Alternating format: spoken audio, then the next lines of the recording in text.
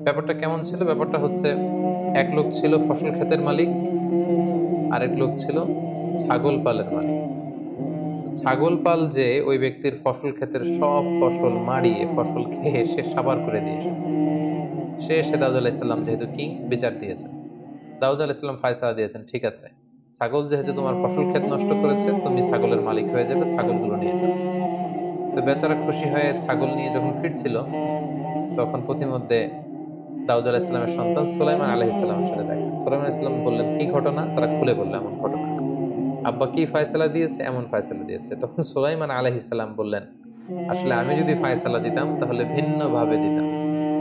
বাবার কাছে যেয়ে বললেন, বাবা, আপনি ফায়সালা দিয়েছেন একরকম, আমি দিতাম অন্যরকম। দাউদ আলাইহিস সালাম বললেন, কি ফায়সালা দিতে তুমি শুনি?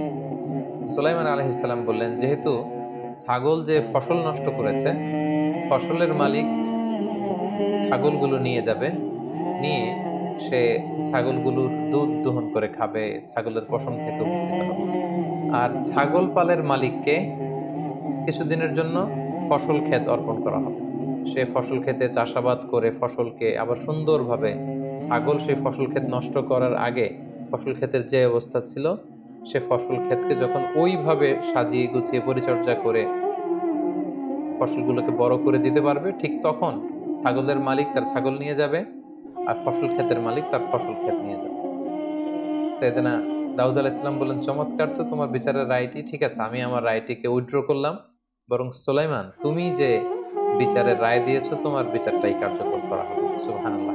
এই আয়াতের তাফসিরে কুরতুবিতে এবং ইবনে কাসিরে এই ঘটনাটি উল্লেখ হয়েছে। তাহলে এই ছোট্ট কিশোর সুলাইমান আলাইহিস সালাম, তিনি কত চমৎকারভাবে এই বিচারের রায়টি দিলেন, এতে করে উভয়ই খুশি।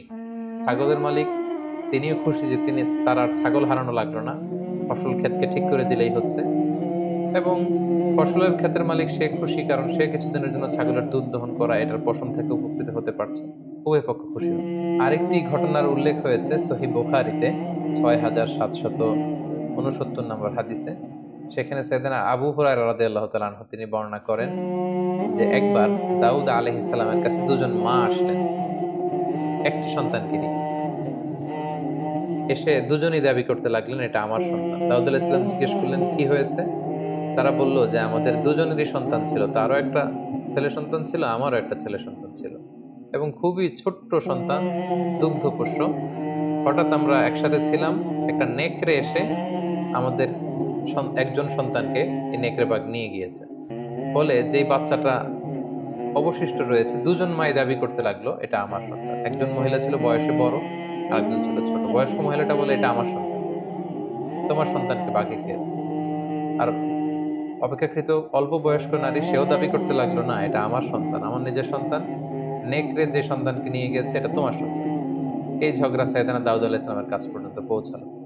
দাউদ আলাইহিস সালাম বিস্তারিত তাদের কথা শুনে বয়স্ক মহিলার পক্ষে রায় দিলেন। বললেন যে এই সন্তানটা সে পাবে যে নারীটা বয়স্ক। এই বিচার কার্য শেষ। তারা যখন বেরিয়ে আসছে, সাইয়েদনা সুলাইমান আলাইহিস সালাম জিজ্ঞেস করলেন, আমার পিতা কি রায় দিয়েছে? তারা বলল যে এরকম রায় দিয়েছে। সুলাইমান আলাইহিস সালাম বললেন যে, আমি এটা নতুন করে একটা ফায়সালা দিতে চাই। আমি যদি বিচার করতাম অন্যভাবে করতাম। কিভাবে? তিনি বলতেন, মা যেহেতু ২ জন, সন্তান যেহেতু ১ জন, একটা ছুরি নিয়ে আসো। আমি সন্তানের ঠিক পেট বরাবর তাকে কেটে দ্বিখণ্ডিত করে অর্ধেক অংশ এই মহিলাকে দিব, অর্ধেক অংশ ওই মহিলাকে দিব। এবং সুলাইমান আলাইহিস সালামের কথা অনুযায়ী বড় ছুরি নিয়ে আসা হলো।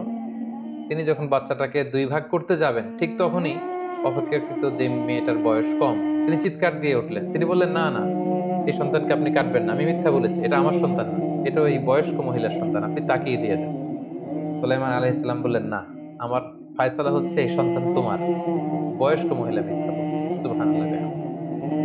তো দাউদ আলাইহিস সালাম জিজ্ঞেস করলেন, কিভাবে এই ফায়সালা তুমি দিলে? সুলাইমান আলাইহিস সালাম বললেন, কোন মা তিনি কখনো চাইবেন না যে তার সন্তানকে হত্যা করা হোক।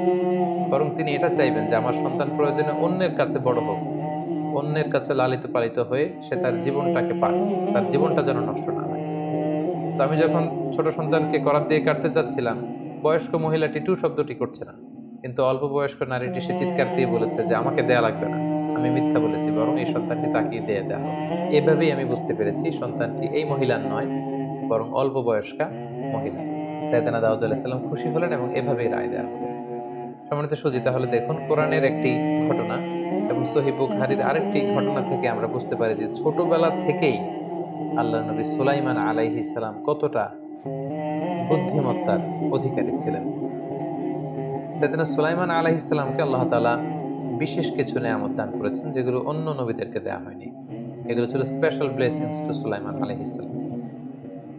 কারণ সাইয়েদনা সুলাইমান আলাইহিস সালাম আল্লাহ তাআলার কাছে এটা চেয়ে নিয়েছিলেন।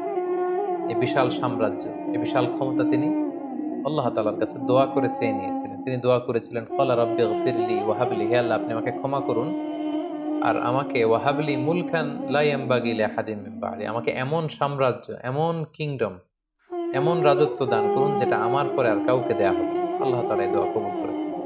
আল্লাহ তাআলা যে সমস্ত বিশেষ অনুগ্রহ বা নেয়ামত দিয়ে সাইয়েদনা সুলাইমান আলাইহিস সালামকে ধন্য করেছিলেন তার মধ্যে প্রথম নেয়ামতটি ছিল আল্লাহ তাআলা বাতাসকে সুলাইমান আলাইহিস সালামের অনুগত করে দিয়েছিলেন।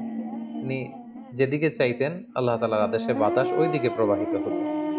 সূরাতুল আম্বিয়ার ৮১ নম্বর আয়াতে আল্লাহ তাআলা ইরশাদ করছেন, ওয়ালি সুলাইমান আর-রিহা আসিফাতান তাজরি বিআমরি, আমি ঝঞ্ঝা বিক্ষুব্ধ বাতাসকে সুলাইমানের জন্য অনুগত করে দিয়েছি আর এই বাতাস তার আদেশে প্রবাহিত হতো। সাইয়েদনা সুলাইমান আলাইহিস সালাম যখন সাগরে জাহাজ দিয়ে ভ্রমণ করতেন, আমরা জানি যে পালতোলা জাহাজ যখন বাতাস পায় তার অনুকূলে এটার গতি বেড়ে যায় এবং আল্লাহ তাআলা বাতাসের ঝঞ্ঝা বিক্ষুব্ধ গতিকে সুলাইমান আলাইহিস সালামের জাহাজকে সাগরের এক প্রান্ত থেকে অন্য প্রান্তে নিয়ে যাওয়ার জন্য তিনি ব্যবস্থা করে দিতেন। সূরাতুস সাবার ১২ নম্বর আয়াতে আল্লাহ তাআলা ইরশাদ করছেন, ওয়ালি সুলাইমান আর-রিহা গুদুহা শাহরুন ওয়া রাওয়াহুহা শাহর, অর্থাৎ আমি সুলাইমানের জন্য বাতাসকে বশীভূত করে দিয়েছি এবং এই বাতাসের সাহায্যে তিনি সকালে ১ মাসের পথ, সন্ধ্যায় ১ মাসের পথ অতিক্রম করতে পারতেন। সুবহানাল্লাহ। ২ নম্বর যে নেয়ামতটি আল্লাহ তাআলা দিয়েছিলেন সেটি হচ্ছে সাইয়েদনা সুলাইমান আলাইহিস সালাম তিনি তামা গলিয়ে নরম করতে পারতেন। মজার ব্যাপার হচ্ছে ওনার পিতা দাউদ আলাইহিস সালামকে আল্লাহ তাআলা দিয়েছিলেন লোহা গলানোর মুজিজা আর ওনার পুত্র সুলাইমান আলাইহিস সালামের জন্য ছিল তামা গলানোর মুজিজা। আল্লাহ তাআলা বলছেন, ওয়া আসালনা লাহু আইনাল কিতর, আমি সুলাইমানের জন্য তামাকে গলিয়ে গলিয়ে প্রবাহিত করেছি। এটা দিয়ে সাইয়েদনা সুলাইমান আলাইহিস সালাম অনেক কিছু তৈরি করতে পারতেন। ৩ নাম্বার যে বিশেষ নেয়ামতটি আল্লাহ তাআলা সাইয়েদনা সুলাইমান আলাইহিস সালামের জন্য বরাদ্দ করেছিলেন সেটা হচ্ছে জিনদের উপর ওনার কন্ট্রোল ছিল, কর্তৃত্ব ছিল, নিয়ন্ত্রণ ছিল। নবীদের মধ্যে কোন নবীকে আল্লাহ তাআলা জিনদের প্রতি এতটা কর্তৃত্ব পরায়ণ করেননি যেমনটা তিনি করেছিলেন সাইয়েদনা সুলাইমান আলাইহিস সালামকে। আল্লাহ তাআলা বলছেন, ওয়া মিনাল জিন্নি মান ইয়া'মালু বাইনা ইয়াদাইহি বিইذনি রাব্বিহ, আল্লাহর আদেশে জিনেরা ওনার সামনে কাজ করত, যেটাই অর্ডার করত জিনরা সেটা তামিল করত, করে দিত। ওয়া মান ইয়াজিগ মিনহুম আন আমরিনা নুযিকহু মিন আযাবিস সাঈর, আর যারা ওনার অর্ডার অমান্য করত তাদেরকে তিনি শাস্তিও দিতেন। কি কাজ করত জিনেরা সুলাইমান আলাইহিস সালামের জন্য? ইয়া'মালুনা লাহু মা ইয়াশা, জিনেরা সুলাইমান আলাইহিস সালামের জন্য তাই করতেন যেটা তিনি চাইতেন। যেমন কি কি করতেন আল্লাহ তাআলা কয়েকটি উল্লেখ করেছেন। এক হচ্ছে মিম মাহারিব, বড় বড় মেহরাব বানাতেন তিনি জিনদেরকে দিয়ে, টাওয়ার বানাতেন, গম্বুজ বানাতেন। ওয়া তামাসিল, বড় বড় ভাস্কর্য বানাতেন জিনদেরকে দিয়ে, বড় বড় স্থাপনা বানাতেন। ওয়া জিফানিন কাল জাওয়াব, বড় বড় পানির চৌবাচ্চা বানাতেন, পানির আধার যেখানে তিনি পানি প্রিজার্ভ করে রাখতেন। ওয়া কুদুরির রসিয়াত, আর বড় বড় উঁচু ডেক, পাতিল যেখানে বিশাল রান্নাবান্নার আয়োজন হতো। এই বিশাল কর্মযজ্ঞগুলো কিন্তু সাইয়েদনা সুলাইমান আলাইহিস সালাম জিনদের দিয়ে তিনি আঞ্জাম দিতে পারতেন। সূরাতুল আম্বিয়ার ৮২ নম্বর আয়াতে আল্লাহ তাআলা ইরশাদ করছেন, ওয়া মিনাশ শায়াতিনি মাইয়াগুসুনা লাহু ওয়া ইয়া'মালুনা আমালান দুনা যালিক, আর জিন শয়তানদের মধ্য থেকে একদল আছে যাদেরকে দিয়ে তিনি ইয়াগুসুনা লাহু, সাগরের নিচে ডুবুরি হিসেবে পাঠাতেন। তারা সাগরের ভেতর যে অনেক মণি মাণিক্য সিন্ধু সেচে মুক্তা নিয়ে আসতো। ওয়া ইয়া'মালুনা আমালান দুনা যালিক, আরো অনেক কাজ তিনি তাদের দিয়ে করাতেন। সূরা সদের ৩৮ নম্বর আয়াতে আল্লাহ তাআলা বলছেন, ওয়া শায়াতিনা কুল্লা বান্নাইন ওয়া গাওয়াস, তিনি শয়তান জিনদেরকে দিয়ে নির্মাণ শ্রমিকের কাজ করাতেন। বড় বড় টাওয়ার, বড় বড় স্থাপনা, বড় বড় ইমারত নির্মাণে তিনি জিনদেরকে নির্মাণ শ্রমিক হিসেবে ব্যবহার করতেন। ওয়া গাওয়াস, এবং জিনদেরকে ডুবুরিদের মতো কাজে লাগাতেন, সাবমেরিন হিসেবে জিনদেরকে কাজে লাগাতেন। তাদেরকে বলতেন যে সাগরের নিচে ডুব দিয়ে বিশাল বড় সাগরে, মহাসাগরে যে এই জিনিসগুলো নিয়ে আসো, এবং তারা মুহূর্তের মধ্যে সেগুলো করে দিত। ওয়া আখারিনা মুকাররানিনা ফিল আসফাদ, এবং যারা সুলাইমান আলাইহিস সালামের আদেশ অমান্য করত তাদেরকে তিনি শিকল দিয়ে বন্দী করে রাখতেন। এভাবে তিনি জিনদেরকে, অবাধ্য জিনদেরকে শাস্তি দেওয়ারও ক্ষমতা অর্জন করেছিলেন। এবং সহিহ বুখারীতে একটি চমৎকার ঘটনা উল্লেখ হয়েছে। আল্লাহ রাসূল সাল্লাল্লাহু আলাইহি ওয়াসাল্লাম একবার সালাত আদায় করছিলেন। হঠাৎ এক জিন এসে রাসূল সাল্লাল্লাহু আলাইহি ওয়াসাল্লামের নামাজে ডিস্টার্ব করতে চাচ্ছে। রাসূল সাল্লাল্লাহু আলাইহি ওয়াসাল্লামের নামাজ ভেঙে দেওয়া, নামাজে অমনোযোগী করা, একটু ডিস্টার্ব করতে চাচ্ছে। আল্লাহ রাসূল সাল্লাল্লাহু আলাইহি ওয়াসাল্লাম এই জিনটাকে খপ করে ধরলেন। ধরে তিনি চাইলেন যে মসজিদের পিলারে বেঁধে রাখবেন। সকালবেলা সাহাবাদেরকে তিনি এই ঘটনা উল্লেখ করলেন যে, এক জিন এসে আজকে আমার নামাজে ডিস্টার্ব করতে চাচ্ছিল। আর আমি চেয়েছিলাম এই জিনটাকে আমি পিলারে, মসজিদে নববীর পিলারে বেঁধে রাখবো যাতে সকালে তোমরা দেখতে পারো। কিন্তু ফাযাকারতু দা'ওয়াতা আখি সুলাইমান, হঠাৎ আমার ভাই সুলাইমান নবীর কথা মনে হলো যে তিনি তো আল্লাহর কাছে দোয়া করেছিলেন যে, হে আল্লাহ, রব্বি হাবলি মুলকান লা ইয়ানবাগি লিআহাদিন মিন বা'দি, অর্থাৎ হে আল্লাহ, আমাকে এমন সাম্রাজ্য, এমন ক্ষমতা আপনি আমাকে দান করুন যেটা আমার পরে আর কাউকে আপনি দিবেন না। তো রাসূল সাল্লাল্লাহু আলাইহি ওয়াসাল্লাম বললেন, যেহেতু জিনদের উপর খবরদারিত্ব আমার ভাই সুলাইমান আলাইহিস সালাম তিনি চেয়ে নিয়েছিলেন, সো আমি আর ইচ্ছা করেই এই জিনদের উপর কোনো খবরদারিত্ব করতে চাইলাম না। আমি এটাকে অপমান করে এটাকে তাড়িয়ে দিলাম। এটাকে আর মসজিদে নববীর দেয়ালে বেঁধে রাখিনি যাতে তোমরা দেখতে পারো। আল্লাহর নবী সুলাইমান আলাইহিস সালামের প্রতি আল্লাহ তাআলার অনুগ্রহের আরেকটি নিশানা হচ্ছে যে সাইয়েদনা সুলাইমান আলাইহিস সালাম পাখির ভাষা বুঝতে পারতেন, প্রাণীর ভাষা বুঝতে পারতেন। সূরা নামলের ১৬ নম্বর আয়াতে আল্লাহ তাআলা বলছেন, সুলাইমান আলাইহিস সালাম সেখানে বলছিলেন যে, উল্লিমনা মানতিকাত তায়র, আল্লাহ তাআলা আমাকে পাখির ভাষা শিক্ষা দিয়েছেন। ও উতিনা মিন কুল্লি শাই, সব বিষয়ে অনুগ্রহ আল্লাহ তাআলা আমাকে দান করেছেন। ইন্না হাযা লাহুয়াল ফাদলুল মুবিন, নিশ্চয়ই এটা আল্লাহ তাআলার পক্ষ থেকে অনেক বড় অনুগ্রহ। শুধু যে পাখির ভাষাই বুঝতেন এমন না, ছোট্ট পিপীলিকা, পিঁপড়া, এটার ভাষাও তিনি বুঝতে পারতেন। সূরাত হুদে আল্লাহ তাআলা ইরশাদ করছেন, যেখানে সুলাইমান আলাইহিস সালামের বিশাল বাহিনী দেখে, ব্যাটালিয়ন দেখে, পিঁপড়ার বাসার ভেতর থেকে পিঁপড়া বের হয়ে কি মন্তব্য করেছিল সেটা দেখে বা শুনে সাইয়েদনা সুলাইমান আলাইহিস সালাম হেসে কি বলেছিলেন এর বিস্তর বর্ণনা সেখানে আছে। সাইয়েদনা সুলাইমান আলাইহিস সালামের একটি বিশেষ পাখি ছিল, এটির কথা আল্লাহ তাআলা কোরআনে উল্লেখ করেছেন যে পাখিটির নাম ছিল হুদহুদ। আমরা অনেকেই এই পাখিটির নাম শুনে থাকি। ছোট্ট আকৃতির এই পাখি, এবং এই পাখিটির একটি বিশেষ বৈশিষ্ট্য ছিল, সুলাইমান আলাইহিস সালাম যখন কোনো ভিজিট করতেন, কোনো এলাকা সফরে যেতেন, পাখিটাও সাথে সাথে যেত। এবং ওই এলাকায় যেহেতু মিষ্টি পানির, মিঠা পানির সংকট ছিল, এই পাখিটি আকাশের উপরে, অনেক উপর থেকে ভূগর্ভস্থের কোন জায়গায় মিঠা পানি রয়েছে, ভূগর্ভের সে পানির অবস্থান কোথায় আছে, এই তথ্য তিনি সাইয়েদনা সুলাইমান আলাইহিস সালামকে জানিয়ে দিতেন। তো একদিন সুলাইমান আলাইহিস সালাম কোনো একটা ভিজিটে যাচ্ছিলেন, তখন তিনি হুদহুদ পাখিকে খুঁজে পাচ্ছিলেন না। সূরা নামালে এই ব্যাপারে বিস্তারিত আলোচনা হয়েছে। আল্লাহ তাআলা বলছেন, ওয়া তাফাক্কাদা আত-তায়রা ফাকালা মা লি লা আরাল হুদহুদ। সুলাইমান আলাইহিস সালাম বললেন, কিরে, আমার হুদহুদ পাখিটা কোথায়? ওকে দেখছি না। আজকে কেন সে অনুপস্থিত? যদি আমাকে কনভিন্স করতে না পারে আমি তাকে কঠিন শাস্তি দেব। তখন হুদহুদ পাখি এসে বলল যে, আমি সাবা রাজ্য, পাশেই একটা আ রাজ্য ছিল, অর্থাৎ শাম এবং ইরাকের সাম্রাজ্যের পাশে আরেকটা সাম্রাজ্য ছিল, যে রাজ্যটাকে সাবা রাজ্য বলা হতো। হুদহুদ পাখি এসে বলল, ওয়াজিতুকা মিন সাবাইন বিনাবাইন ইয়াকিন, আমি তো বিশাল একটা গ্রেট নিউজ নিয়ে সাবা রাজ্য থেকে এসেছি, যে রাজ্যের রানীর নাম হচ্ছে বিলকিস, এবং এই বিলকিস হচ্ছে সেই সাবা রাজ্যের সম্রাজ্ঞী। এবং তাদেরকে আমি দেখেছি যে এই বিলকিসের বিশাল একটা রাজ সিংহাসন রয়েছে, এবং তারা সূর্যের পূজা করে, এক আল্লাহর ইবাদত বাদ দিয়ে সূর্যের পূজা করে। এই তথ্যগুলো সরবরাহ করতে যেই মূলত আমার দেরি হয়েছে, আপনি রাগ করবেন না।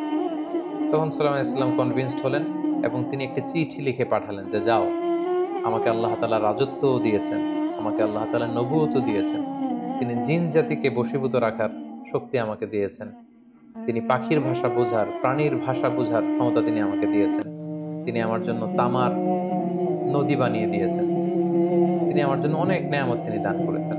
সো আমার রাজ্যের পাশে এরকম একটা শিরকের রাজ্য থাকবে যেখানে তারা সূর্যের পূজা করবে, এটা তো হতে পারে না। তিনি চিঠি লিখে পাঠালেন যে, ইন্নাহু মিন সুলাইমান ওয়া ইন্নাহু বিসমিল্লাহির রহমানির রহিম, আল্লাহ তাআলু আলাইয়া ওয়া আতুনি মুসলিমিন।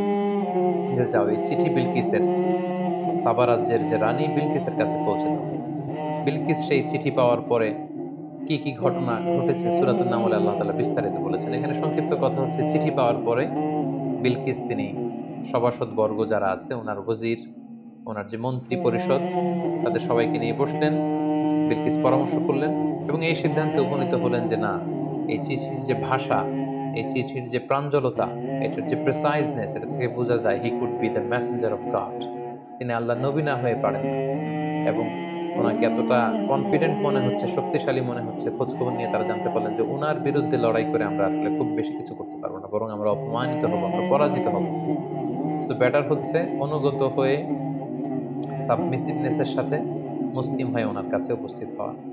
এবং আল্লাহ তাআলার মেহেরবানিতে বিলকিস সহ পুরো সভাসদবর্গ তারা সুলাইমান আলাইহিস সালামের কাছে আত্মসমর্পণ করে, আনুগত্য প্রকাশ করে এবং কালিমা পড়ে তারা মুসলমান হয়ে যায়। সাইয়েদনা সুলাইমান আলাইহিস সালাম ওনার মৃত্যুর ঘটনা এবং বাইতুল মুকদ্দাস নির্মাণের ঘটনাটা একেবারে ওতপ্রোতভাবে জড়িত। এ ব্যাপারেও সূরা সাবায় আল্লাহ তাআলা উল্লেখ করেছেন। এবং জেনে রাখা ভালো যে সাইয়েদনা সুলাইমান আলাইহিস সালাম উনি কিন্তু বাইতুল মুকদ্দাসকে পুনর্নির্মাণ করেছেন। আমরা, আপনাদের মনে থাকবে আমাদের সাইয়েদনা ইয়াকুব আলাইহিস সালামের পর্বে, বিশেষ করে ইসহাক আলাইহিস সালামের পর্বে আমরা কিন্তু এগুলো উল্লেখ করেছি যে উনারা কিভাবে বাইতুল মুকদ্দাসকে নির্মাণ করেছিলেন। এবং সবশেষে সুলাইমান আলাইহিস সালাম নবীদের মধ্যে থেকে কিন্তু এই বাইতুল মুকদ্দাসকে পুনর্নির্মাণ করার, রিবিল্ড করার কিন্তু এই সুযোগ তিনি লাভ করেছিলেন। এবং সেখানেই আল্লাহ নবী সুলাইমান আলাইহিস সালাম ইন্তেকাল করেছেন। এ ব্যাপারে আল্লাহ তাআলা সূরা সাবাতে ইরশাদ করছেন, ফালাম্মা কাদাইনা আলাইহিল মাউতা মা দাল্লাহুম আলা মাউতিহি ইল্লা দাব্বাতুল আরদি তাকুলু মিন সাআতাহ। ঘটনাটা ছিল এমন, তিনি যখন বাইতুল মুকদ্দাস নির্মাণ করার প্ল্যান করলেন, তিনি জিনদেরকে অর্ডার করলেন যে হে জিন জাতিরা, তোমরা বাইতুল মুকদ্দাসকে এই ডিজাইনে, এই প্ল্যান অনুযায়ী নির্মাণ করতে শুরু করো। কিন্তু অবাক করা কাণ্ড হচ্ছে, ঠিক সে মুহূর্তে মালাকুল মাউত এসে হাজির, ওনার মৃত্যু হবে। তখন তিনি মুহূর্তেই আদেশ করলেন যে গ্লাস ফিটিং করা, কাঁচ দিয়ে নির্মিত একটা ছোট্ট ঘর বানাও। ঘর বানানো হলো। তিনি গ্লাস ফিটিং করা সেই ঘরের ভেতরে ঢুকলেন এবং একটি লাঠিতে ভর করে দাঁড়িয়ে রইলেন এবং মালাকুল মাউতকে বললেন যে জি, এখন আপনি আমার রূহ কবজ করতে পারেন। তো মালাকুল মাউত সুলাইমান আলাইহিস সালামের রূহ কবজ করে নিলেন। সুলাইমান আলাইহিস সালাম ইন্তেকাল করলেন, ওনার রূহ দেহ থেকে বের হয়ে গেল। কিন্তু তিনি লাঠির উপর এমনভাবে ভর করে দাঁড়িয়েছিলেন, দূর থেকে জিনেরা মনে করলো যে তিনি দাঁড়িয়ে দাঁড়িয়ে তাদের কাজ অবলোকন করছেন। যেহেতু কাঁচ দিয়ে, স্বচ্ছ স্ফটিক কাঁচ দিয়ে গ্লাস ফিটিং করা একটা ঘরের ভেতরে তিনি ছিলেন, দূর থেকে জিনেরা মনে করছিল যে সুলাইমান আলাইহিস সালাম দাঁড়িয়ে দাঁড়িয়ে তাদের কাজকে পর্যবেক্ষণ করছেন, পরিদর্শন করছেন।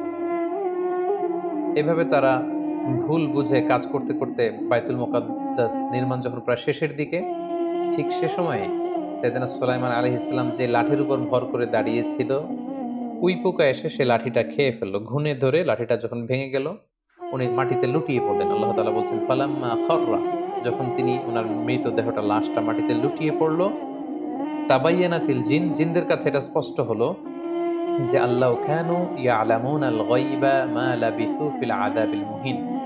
অর্থাৎ আমরা যদি আগে জানতাম তাহলে তো কষ্ট করা লাগতো না।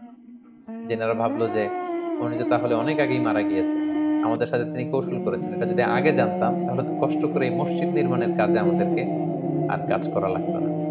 তো ঠিক এভাবেই সাইয়েদনা সুলাইমান আলাইহিস সালামের মৃত্যুর এই বিস্ময়কর ঘটনাটি ঘটে এবং এর মধ্য দিয়ে তিনি বাইতুল মুকদ্দাসকে পুনর্নির্মাণ করার সুযোগটিও পেয়ে যান। সম্মানিত সুধী, এ পর্যায়ে আমরা সাইয়েদনা সুলাইমান আলাইহিস সালামের এই বর্ণাঢ্য জীবনী থেকে কি কি জিনিস শিখতে পারি সেগুলো নিয়ে আলোচনা করব।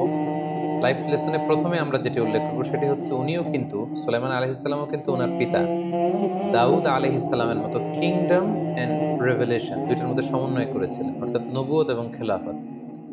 এট দ্য সেম টাইম ওনারা আল্লাহর নবী ছিলেন এবং এট দ্য সেম টাইম ওনারা কিন্তু কিং ছিলেন। কিন্তু ওনাদের এই এম্পায়ার, ওনাদের এই রাজত্ব, এই বিশাল সাম্রাজ্য কিন্তু ওনাদের দিন পালন থেকে, ওনাদের আধ্যাত্মিকতা থেকে ওনাদেরকে দূরে সরাতে পারেনি, বরং ওনারা নবুয়ত এবং খেলাফত দুইটার মধ্যে সমন্বয় করেছেন। ফলে ধার্মিক ব্যক্তিরা, যাদের মধ্যে আধ্যাত্মিকতা রয়েছে, যাদের মধ্যে ধার্মিকতা রয়েছে, যাদের মধ্যে আল্লাহ ভীরুতা রয়েছে, তারা যে সমাজের নেতৃত্ব দিতে পারবে না, জাতির নেতৃত্ব দিতে পারে না, ব্যাপারটি কিন্তু এমন নয়। বরং আল্লাহর নবীরাই কিন্তু এটা প্রমাণ করেছেন যে ওনারা এট দ্য সেম টাইম লিডারও ছিলেন, এট দ্য সেম টাইম ওনারা প্রফেটও ছিলেন। ওনারা আল্লাহর দেয়া নবুয়ত পালন করেছেন, আবার জামিনে খেলাফতও কিন্তু তারা পালন করেছেন।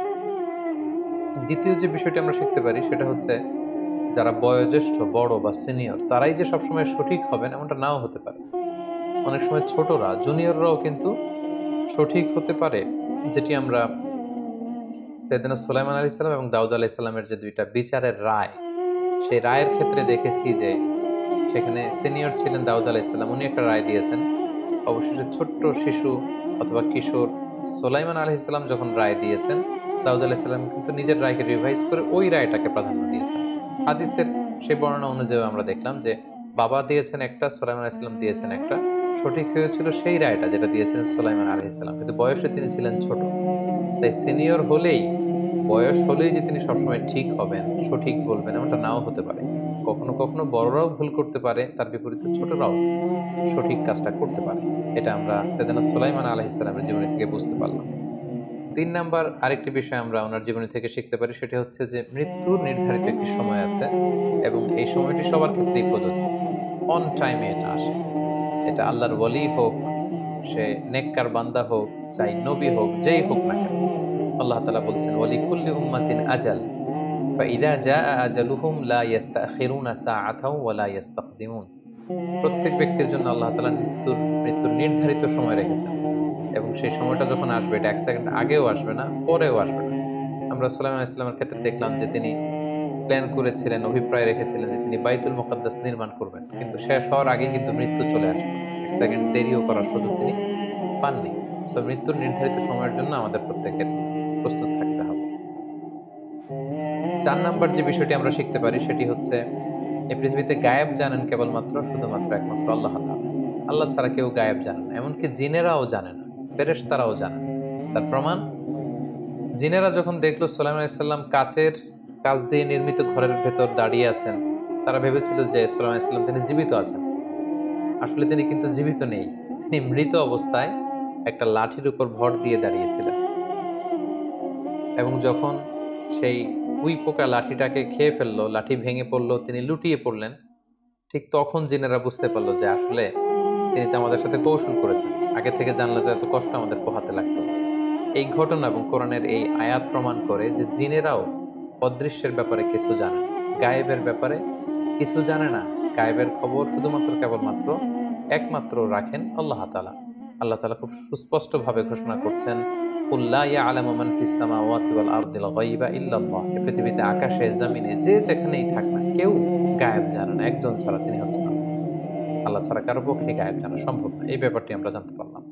এরপর ৫ নাম্বারে যে ব্যাপারটি আমরা শিখতে পারি সেটা হচ্ছে যিনি আদর্শ নেতা হবেন তার একটা বৈশিষ্ট্য হচ্ছে তার যে সাবঅর্ডিনেট আছে তাদের খোঁজ খবর নেয়া।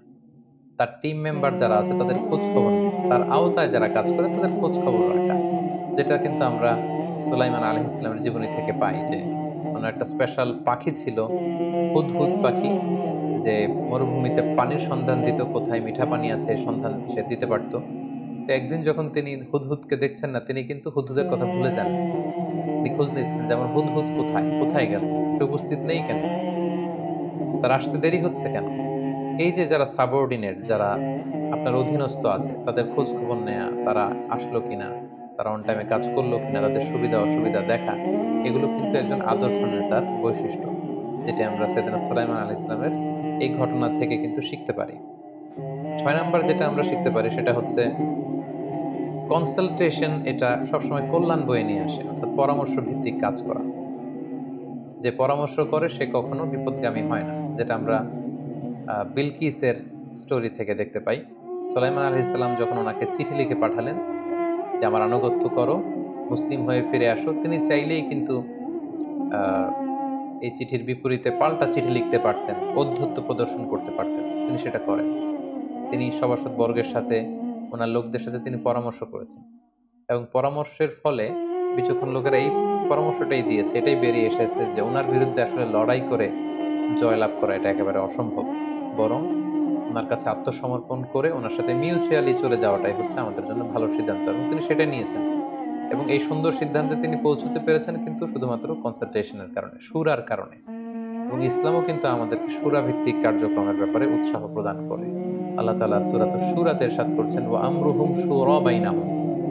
বিশ্বাসীদের বৈশিষ্ট্য হচ্ছে তারা কোনো ডিসিশন মেকিং প্রসেসে তারা একে অপরের সাথে পরামর্শ করে। কারণ যেখানেই পরামর্শ হবে সেখানে আল্লাহ তাআলা বরকত নাযিল করেন। এই ব্যাপারটি আমরা জানতে পারব। ৭ নাম্বার যে ব্যাপারটি আমরা শিখতে পারি সেটা হচ্ছে আ যিনি ট্রু লিডার তার একটা বৈশিষ্ট্য হচ্ছে সবসময় তিনি কনফ্লিক্ট কে এড়িয়ে চলতে চাইবেন। তিনি সংঘর্ষে জড়াতে চাইবেন না। তিনি দ্বন্দ্বে জড়াতে চাইবেন না। তিনি সহজে যুদ্ধ বাজাতে চাইবেন না।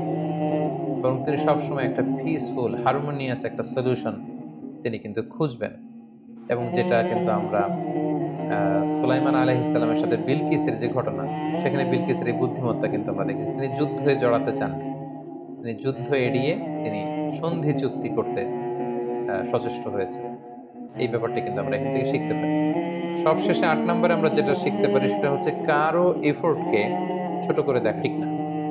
এটা যেই হোক, যে কারো এফোর্ট সে যদি সিনসিয়ারলি কাজ করে তার এই এফোর্টের দ্বারা অনেক কিছু হতে পারে। যেমন হুদহুদ পাখির এই ছোট্ট এফোর্টের কারণে একটা বিশাল জনগোষ্ঠীর হেদায়েতের উপলক্ষ কিন্তু এই হুদহুদ পাখিটা হয়েছিল। সেই হুদহুদ পাখি সাবা রাজ্য ঘুরে এসে যখন রিপোর্টিং করলো সুলাইমান আলাইহিস সালামের কাছে, সেদিন সুলাইমান আলাইহিস সালাম সেটার লোকে তিনি চিঠি লিখে পাঠালেন এবং এ কারণেই কিন্তু পুরো মালিকাতু সাবা, সাবা রাজ্যের রানী বিলকিস সহ পুরো রাজ্যের জনগণ তারা সুলাইমান আলাইহিস সালামের কাছে আত্মসমর্পণ করে তারা সবাই একসাথে কালিমা পড়ে কিন্তু মুসলমান হয়ে গিয়েছিল। এবং এই বিশাল কাণ্ডটি ঘটেছিল, ঘটনাটি সম্ভব হয়েছিল শুধুমাত্র কেবলমাত্র হুদহুদ পাখির সেই ছোট্ট কাজটির কারণে, সেই সিনসিয়ারিটির কারণে, সেই রিপোর্টিং এর কারণে। তাই কোনো কিছুকেই কিন্তু আসলে ছোট করে খাটো করে দেখা ঠিক না। এক ছোট্ট হুদহুদ পাখি একটা বিশাল জনগোষ্ঠীর হেদায়েতের কারণ হয়েছিল। তাই আমরা এই ছোট্ট ছোট্ট ভালো কাজগুলোকে যেন আমাদের জীবনে গুরুত্ব দিতে শিখি। আল্লাহ তাআলা আমাদের সবাইকে কথাগুলো বোঝার বা আমল করবার তৌফিক দান করুক। হাদা মা ইনদি ওয়াল ইলমু ইনদাল্লাহ আলাইহি তাওয়াক্কালতু ওয়া ইলাইহি